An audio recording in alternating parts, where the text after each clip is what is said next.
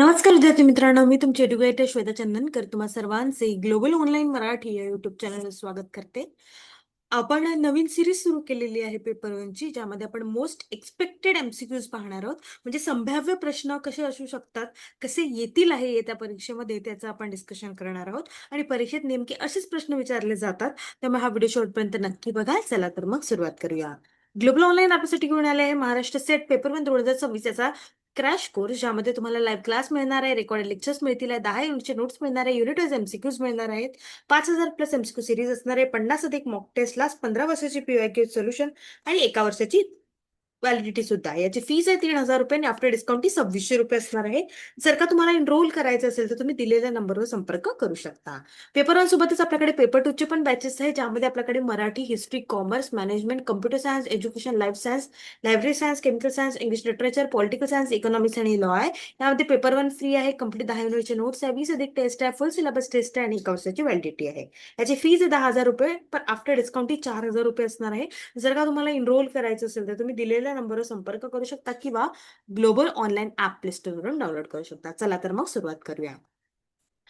उच्च शिक्षणात स्वायत्ता म्हणजे काय? What does autonomy in higher education refers to? Administration, policy making, finance, curriculum development, प्रशासन, धोरण बनविणे, वित्त, अभ्यासक्रम, विकास. काय असणार आहे?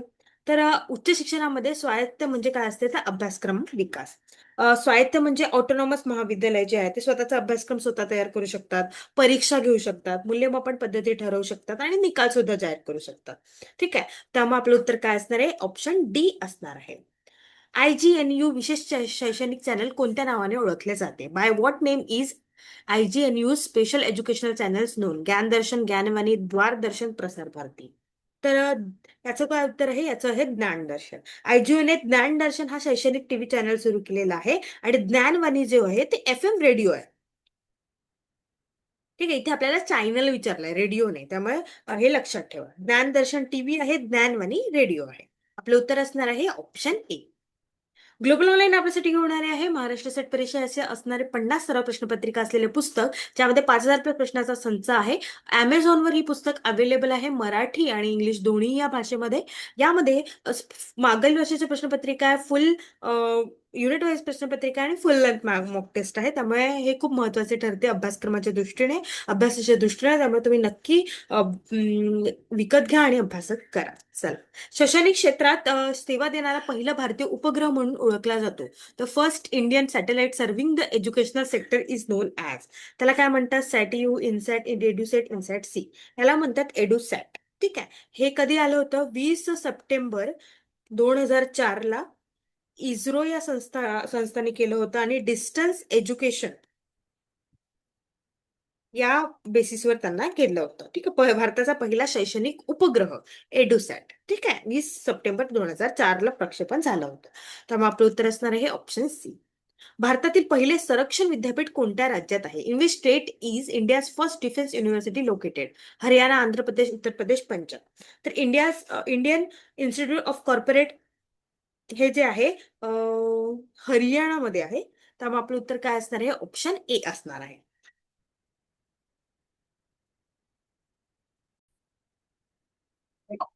Progress. हे आपलं उत्तर असणार आहे ऑप्शन ए. राष्ट्रीय मूल्यांकन व मान्यता परिषद NAAC बद्दल खालीलपैकी कोणती विधाने योग्य आहेत? ही एक स्वायत्त संस्था आहे. उच्च शिक्षण संस्थांचे मूल्यांकन व मान्यता देणारी जबाबदारी तिच्यावर सोपवण्यात आली आहे. हे दिल्लीमध्ये आहे आणि त्यात प्रादेशिक कार्यालय आहेत. Which of the following statement regarding the national assessment and accreditation council are correct? It is autonomous body. It has been entrusted with the responsibility of accessing and accessibility higher education institution. It is located in Delhi and it has a regional offices. चला सांगा बघू. तर ती एक स्वायत्त संस्था आहे, आपल्याला माहिती आहे, ऑटोनॉमस बॉडी आहे. त्यानंतर उच्च शिक्षण संस्थांचे मूल्यांकन व मान्यता देण्याची जबाबदारी त्यांच्यावर असते. त्यामुळे आपलं उत्तर काय असणार आहे? ऑप्शन 1 आणि 2 असणार आहे. NAAC जे आहे, नॅशनल असेसमेंट अँड अग्रेडेशन काउन्सिल असं आहे. स्थापना कधी झाली होती? 1954 ला. याचं मुख्यालय काय कुठे आहे? बेंगलुरूला आहे. युजीसीची स्वायत्त संस्था आहे. महाविद्यालयाचे मूल्यांकन करणे, मानांकन करणे, गुणवत्ता सुधारणे हे त्यांचं काम आहे. त्यामुळे आपलं उत्तर असणार आहे ऑप्शन डी. भारतातील पहिले मुक्त विद्यापीठ कोणत्या राज्यात स्थापन करण्यात आले? In which state was India's first open university established? Andhra Pradesh, Delhi, Himachal Pradesh, Tamil Nadu. तर ते स्थापन करण्यात आलेलं होतं आंध्र प्रदेशमध्ये. कोणते होते ते? Doctor B R Ambedkar open university. Okay. आणि कोणत्या वर्षी? 1982 ला ते स्थापन झालेलं होतं. त्यामुळे आपलं उत्तर असणार आहे हे ऑप्शन ए. हे सगळे मध्ये मध्ये मी जे नोट सांगते ना ते तुम्ही लिहून ठेवा. भारतातील बहुतेक विद्यापीठांना निधी कोणाकडून मिळतो? From hmm do most universities in India receive funding? Central government, state government, UGC, private government. तर भारतातील बहुतेक विद्यापीठांना युजीसी युनिव्हर्सिटी ग्रँड कमिशन देते आहे, निधी देते, गुणवत्ता राखते, समन्वय करते. त्यामुळे आपलं उत्तर असणार आहे ऑप्शन सी. 10+2+3 शिक्षण पद्धतीची शिफारस कोणी केली? Who recommended the 10+2+ education system? Kothari commission, Mudaliar commission, Radhakrishna commission, national policy commission. तर ते कोणी केलेली आहे? ती केलेली आहे कोठारी आयोगांनी. ओके. 10+2+3 अशी रचना त्यांनी सुचवली आहे. त्यानंतर आता कोणती आहे? न्यू एज्युकेशन पॉलिसी 2020 आहे. त्यामध्ये 5+3+3+4 अशी सोय आहे. ठीक आहे. इथे 10+2+3 होती, इथे 5, 3, 3, 4 आहे. आणि कोणाला रिप्लेस केलाय त्यांनी?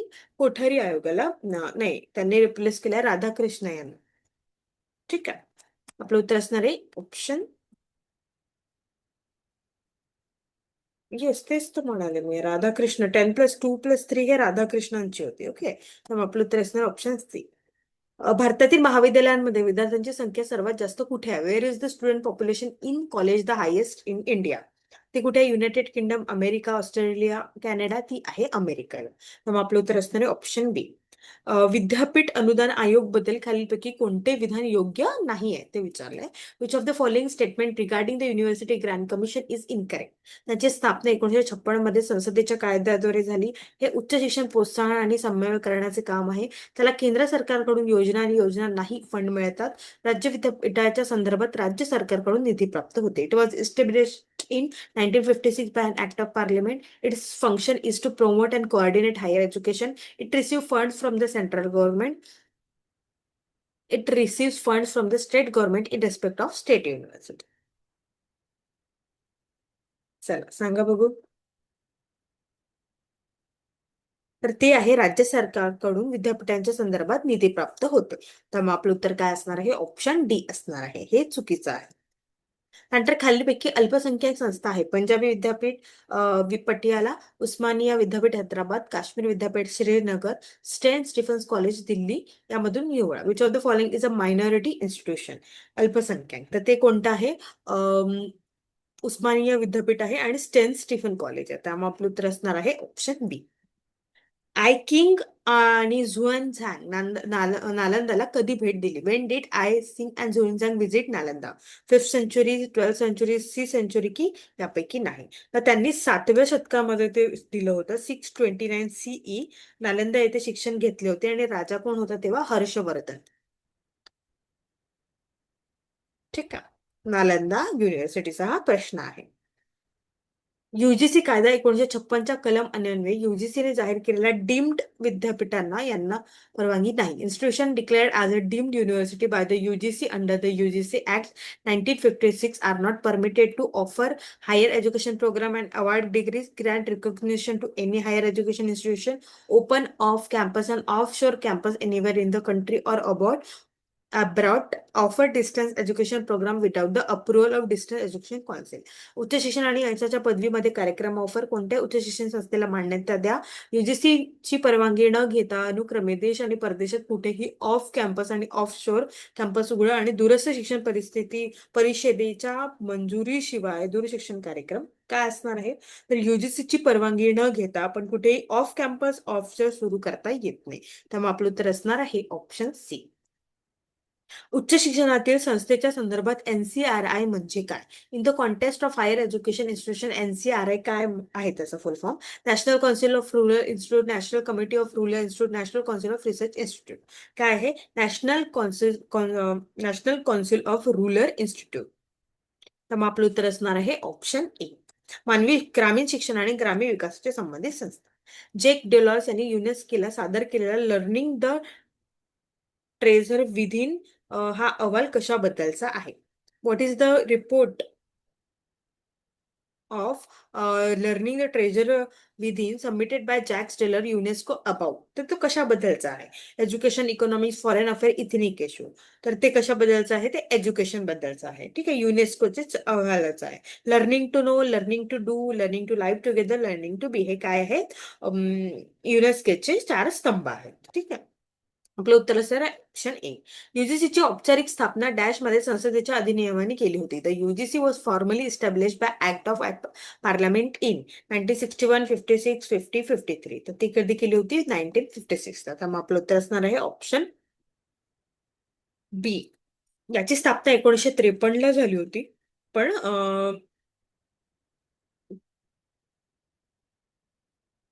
त्यानंतर 1956 ला, पण त्याचं उत्तर 56 आहे. ठीक आहे. डीम्ड विद्यापीठांपैकी खालीलपैकी कोणती विधाने योग्य आहे? Which of the following statement regarding deemed university is correct? They are established by the central government, they are established by the state government, they can design their own courses and curriculum, none of the above. त्यांची स्थापना केंद्र सरकारने केली आहे, त्यांची स्थापना राज्य सरकारने केली आहे, ते त्यांचे स्वतःचे अभ्यासक्रम आणि अभ्यासक्रमाचे काम डिझाईन करू शकतात. स्वतः तर डीम्ड काय आहे? तर ते स्वतःचे अभ्यासक्रम करू शकतात, है ना. अभ्यासक्रम परीक्षा संशोधनात स्वायत्ता असते. त्यामुळे आपलं उत्तर असणार आहे ऑप्शन सी. रुसा विस्तृत करा. एक्सपांड. आपल्या रुसाचं पूर्ण फुल फॉर्म आपल्याला विचारलाय. राष्ट्रीय उन्नता संस्कृती अभियान, राष्ट्रीय उच्चतर शिक्षण अभियान, राष्ट्रीय उन्नता स्त्री अभियान, राष्ट्रीय उच्च साहित्य अभियान. काय असणार आहे? रुसा राष्ट्रीय उच्चार शिक्षा अभियान. ठीक आहे. 2013 मध्ये ते झालेलं होतं. राज्य विद्यापीठांचा विकास करणे, गुणवत्ता वाढवणे आणि पायाभूत सुविधा सुधारणे, हे ते रुसाचं काम आहे. ओके, 2013 ची सुरुवात आहे.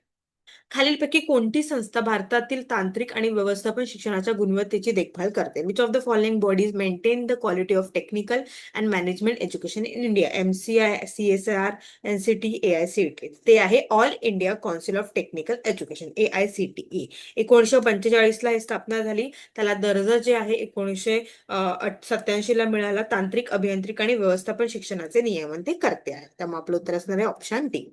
भारतातील शैक्षणिक नियोजन प्रशासनाच्या शिखर संस्थेसाठी योग्य संक्षिप्त नाव काय? What is the correct acronomic for the apex body of educational planning and administration in India? IIEPA, NUEPA, NIEPA, IIEPA. तर काय असणार आहे? ते आहे NIEPA. नॅशनल, इथे लिहून देते काय त्याचं फुल form. National institute of educational planning and administration. ठीक आहे. त्यामुळे आपलं उत्तर असणार आहे ऑप्शन सी. मुख्यालय कुठे आहे? न्यू दिल्लीला आहे. आणि शैक्षणिक नियोजन प्रशासन नेतृत्व प्रशिक्षण याच्यासाठी ते कार्य करते आहे. ठीक आहे. त्यामुळे आपलं उत्तर असणार आहे ऑप्शन सी. अशा पद्धतीने आपण काही महत्वाचे जे प्रश्न विचारले जाऊ शकतात अशा प्रश्नांचे प्रश्न पाहिलेले आहे आणि त्याचा अभ्यास केलेला आहे. जर का आज आपण इथे कदाचित 20हून अधिक प्रश्न पाहिलेले आहे आणि तुम्हाला त्यातले किती प्रश्नांचे उत्तर आले ते तुम्ही नक्की कळवा. 5,000 प्लस प्रश्नाचा संच असलेलं पुस्तक आपल्याकडे Amazonवर अवेलेबल आहे. तुम्हाला लिंक हवी असेल तर कमेंट करा. सोबतच आपण 2 महिन्यांचा क्रॅश कोर्स सुरू करतो आहे. जर का तुम्हाला एनरोल करायचं असेल तर तुम्ही दिलेल्या नंबरवर संपर्क करू शकता किंवा ग्लोबल ऑनलाईन ऍप प्ले स्टोअरवरून डाउनलोड करू शकता. खूप खूप